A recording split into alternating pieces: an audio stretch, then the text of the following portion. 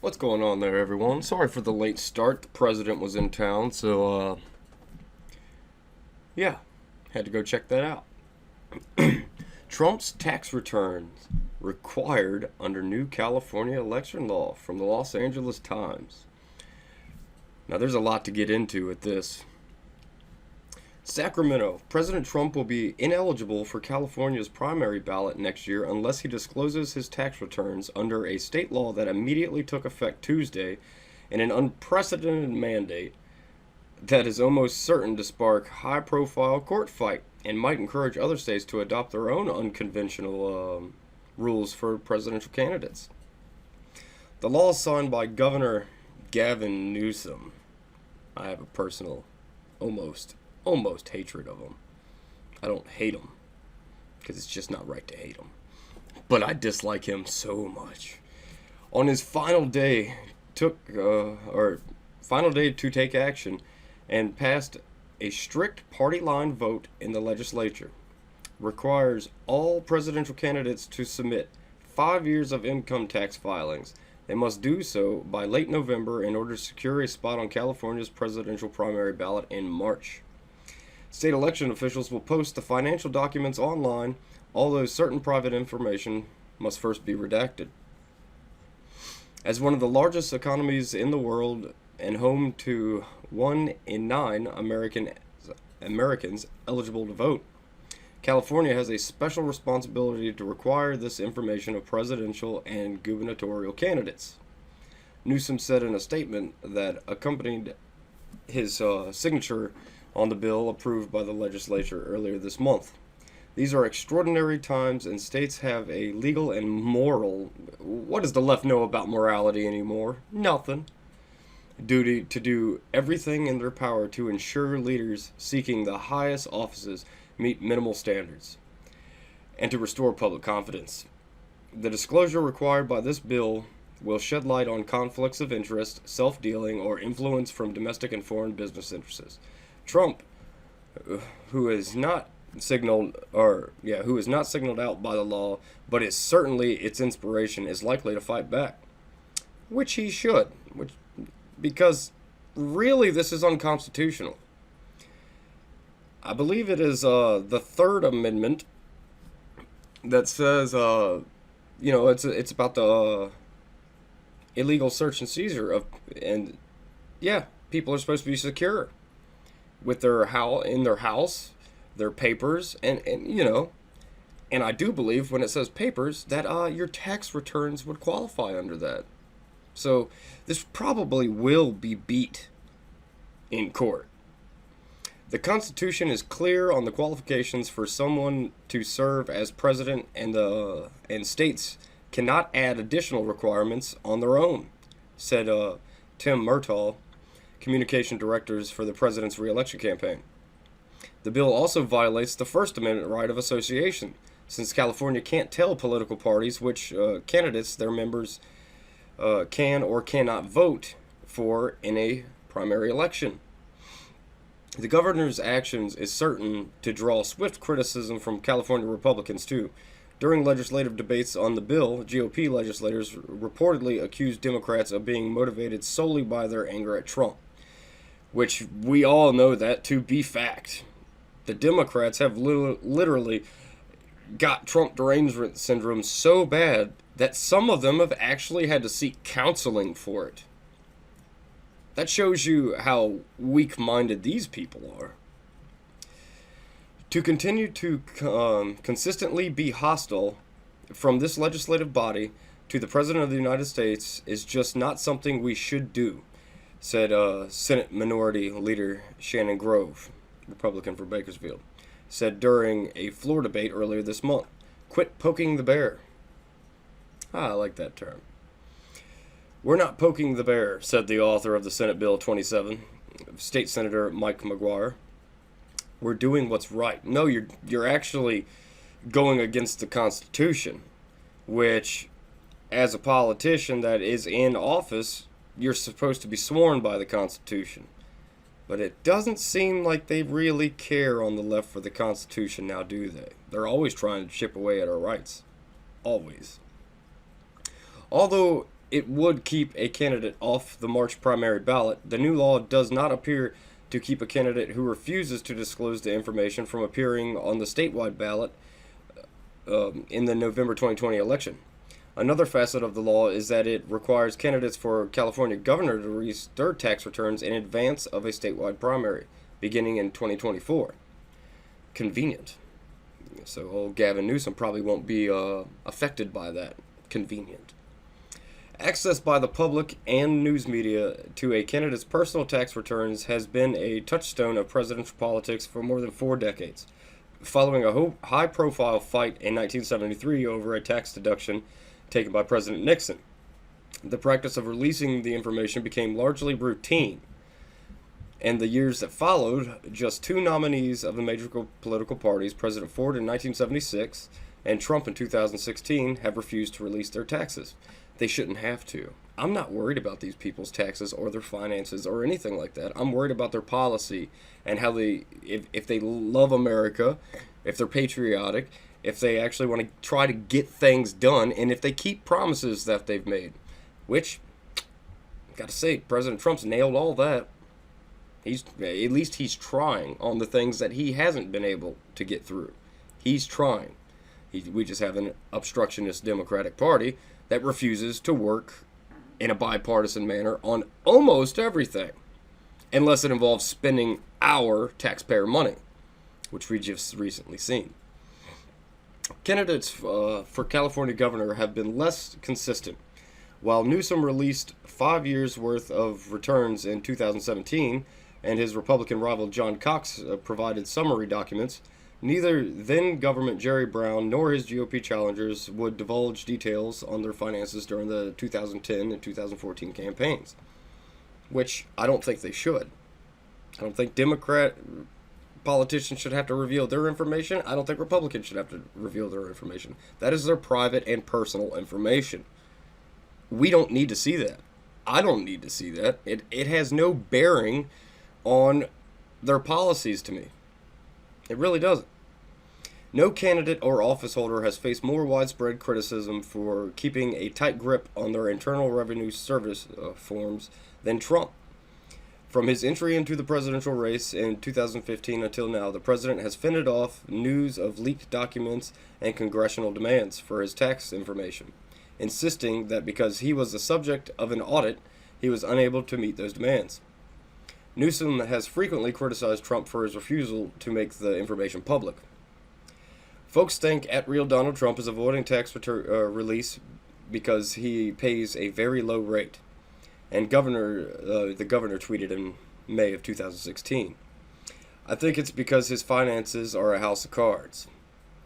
Earlier this month, when former Governor Arnold Schwarzenegger tweeted about the president's tax returns, Newsom replied, "Don't hold your breath." Newsom's signature on SB27 sets the stage for a nationally watched legal debate over the state's power to decide which names appear on the presidential ballot.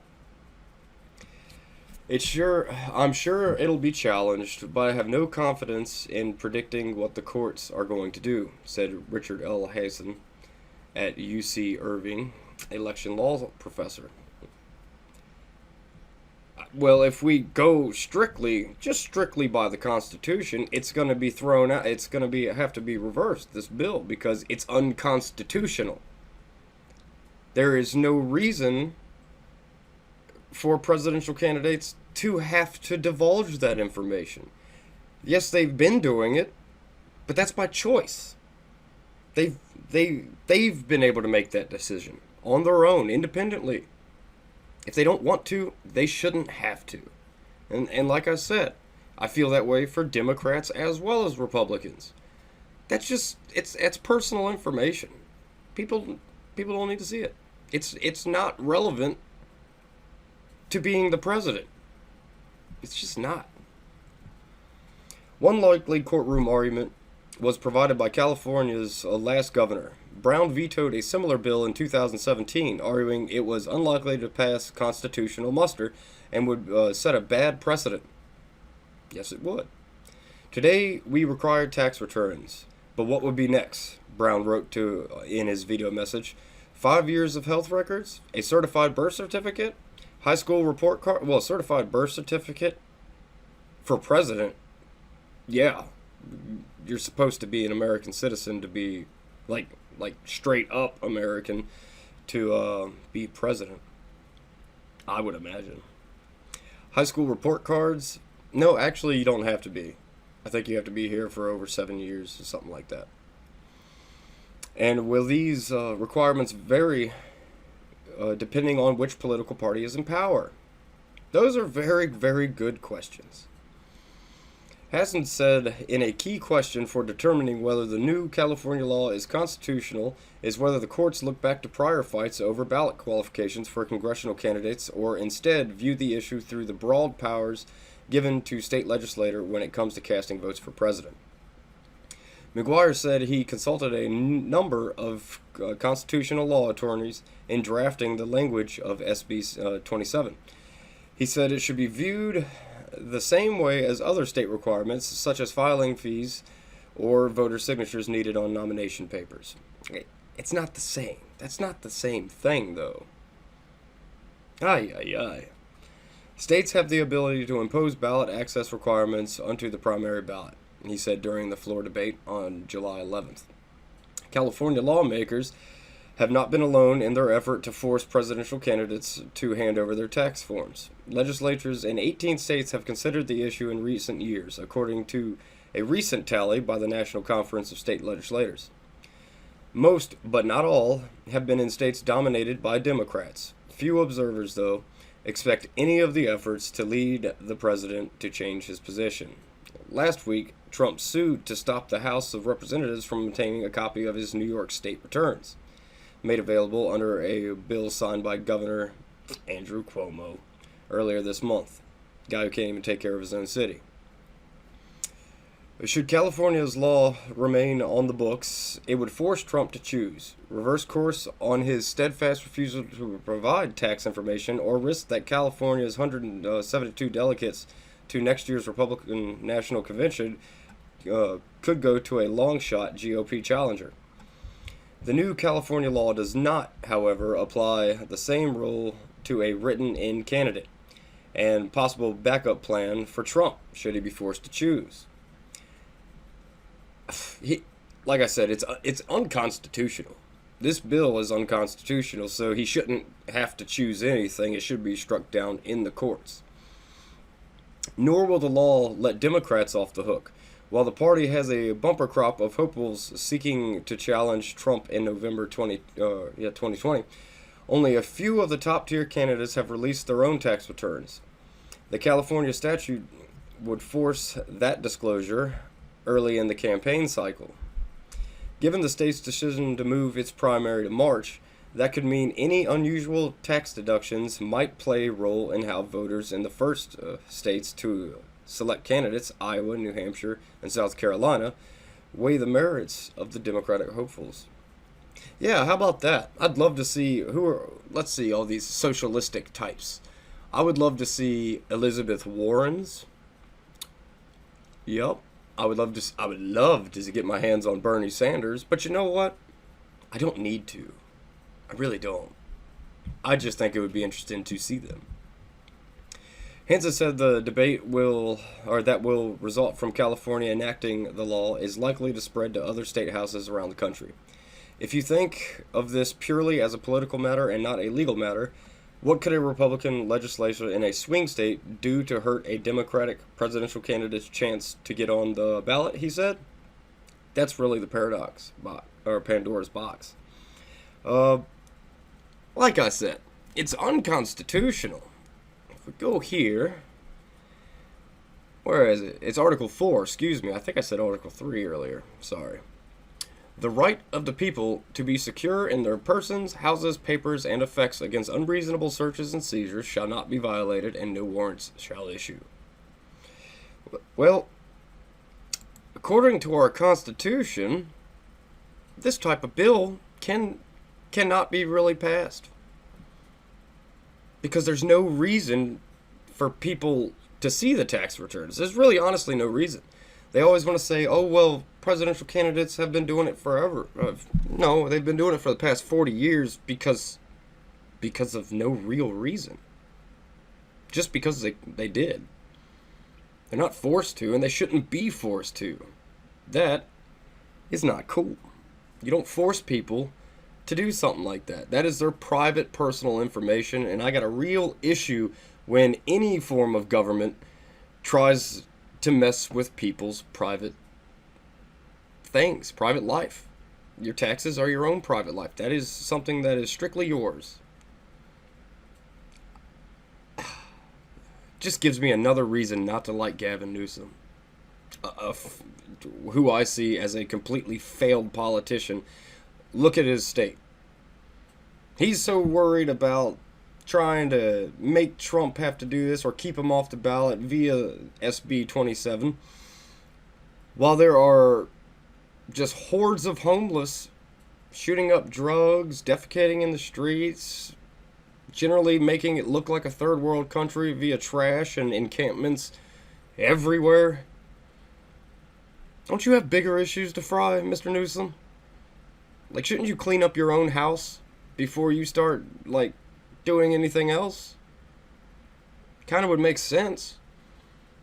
How come we always see, especially California politicians, Democratic politicians, attacking Trump, this, that, and the... I think they do it to try to get the national focus off of how disgusting their cities are. I mean, California is one of the biggest economies in the world. Yet, they have one of the biggest homeless populations in our country. And do nothing that actually helps. Every policy they've enacted on, like, the homeless situation and the drug use situation has harmed and not helped. Let's give them free needles. Okay, now the streets are littered with needles. Okay, let's give them safe places to shoot up. Now there are drug addicts everywhere because they're emboldened. They have places to go to shoot their drugs up and be resuscitated if they overdose. California, you don't make no damn sense. Your priorities are all jacked up.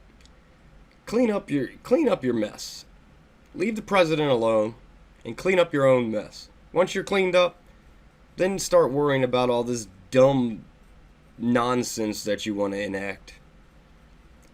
Like I said, I really don't like California's political party, which is the Democrats. The Republicans haven't had a chance since the 90s. I don't know what changed, but it was bad, and it has negatively affected California, as you can see. That's what happens when you keep voting in the Democratic Party. Yeah. But as always, like, share, and subscribe. Comment below. Sorry, I'm not feeling that well. I don't know if you can hear it in my voice, but not feeling too well today. I guess it's allergies. But I think I got one more video coming up, and I will catch you on the flip side.